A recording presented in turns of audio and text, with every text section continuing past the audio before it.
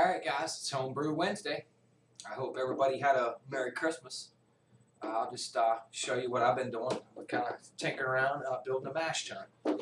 Basically got, the basic 10-gallon Coleman cooler. I actually had this. Didn't even have to purchase it. It was almost like brand new. Never really been used. I think it was used twice. Put your basic ball valve, brass ball valve, just like everybody else does. Barbed fitting, it comes out 3/8, I think. 3/8 barbed fitting. More or less. I mean, there's 1,000 videos on YouTube about mash tuns. But I took and I made a copper manifold. I'm gonna show you guys this. Just lays right in there. I just took cut slits in the bottom of it, around the whole bottom side of it, and I put this vent tube on here. I noticed there's a couple other designs I saw out there on YouTube that had that. So, and I don't know. I thought that might be a good thing to have. Might help with the stuck sparges and stuff like that. So, but not really sure. But I'll show you down inside here. All right, this is inside the mash tun. You can see the manifold fits in there pretty good. And that vent pipe, I just kind of left it. Like I said, nothing's soldered, so it can kind of swing out of the way. I don't know, like I said, I saw a couple other designs on YouTube that had that, and I thought that was just a pretty good idea. So, but I was going to use CPVC, but like I had the copper, I had the fittings, I had everything, so there was no sense in going out and buying something I didn't need to. So I went with the copper. So I don't know, but it all comes apart. It'll come out of here. I can push this back, pull the manifold out, unhook it. All this will come apart. Can be cleaned. So. But I'm trying to move the all grain, guys. That's what I'm doing. I'm trying to move the all grain, man. So that's my objective. One other thing I thought I'd mention, guys. This washer right here, this stainless steel washer, that was hard to find, man. I had to look all over for that, and then I still had to end up honing it out enough to fit the nipple. I used a 2-inch nipple that runs from in through the cooler, basically. The ball valve on one side. This copper connector fitting here that takes it down to 1/2 inch, and washers between both, washers on both. But that one was a tough one to find. All right, we're gonna try this IPA I brewed. It was like I said, it was a Midwest kit IPA, octane IPA they called it. Had like 4 ounces of hops. I think it had some Cascade, U.S. Goldings. May have been something else too. I'm not sure. But we're gonna pop this baby out. We're gonna try the old lighter trick here.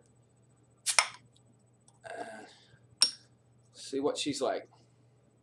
It's been in the bottle for 2 weeks.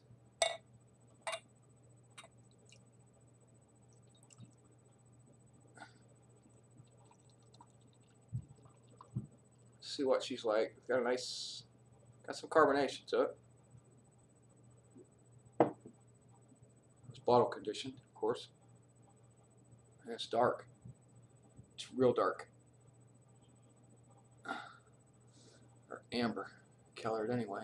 You guys can see that. This stuff, man, I let it set in a secondary. I got lazy and I didn't want to bottle it. I didn't want to keg it. I just got lazy with this stuff, and it sat in the secondary for months, literally months of secondary. I don't think it hurt it though, man.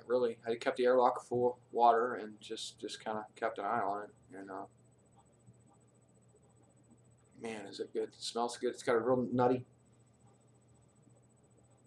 real malty, nutty smell to it. Decent head.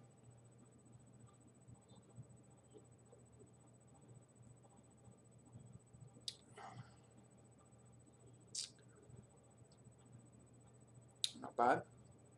It's hoppy.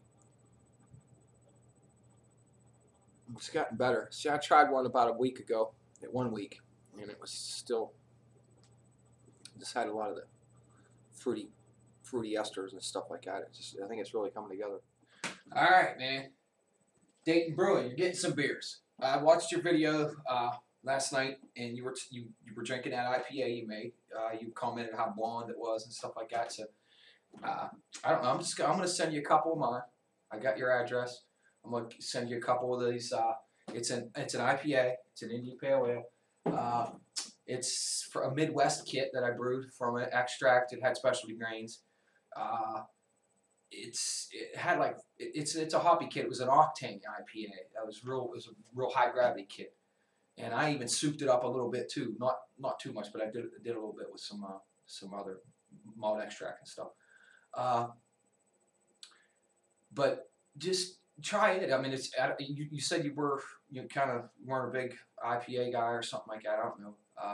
But it's going to be hoppy. Give it a try. I'll be honest, just try it out. So I really liked that video, watching your video last night about you explaining about your palate and stuff and drinking, being more or less being forced to just drink Budweiser and Coors because where you lived there was no big craft beer scene and stuff like that. So and I've been the same way, man. It's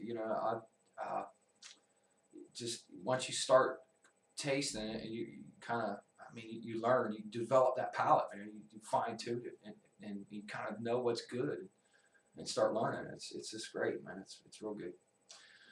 But anyway, you got a couple beers coming. They're on the way out. They're about 2 weeks old now. They'll be fine by the time they get there. You can let them sit around for a while. They are bottom conditioned, so they're going to have a little bit of sediment in the bottom of them. So just be aware of that. But they're on their way, man. I'll get them out. So cool.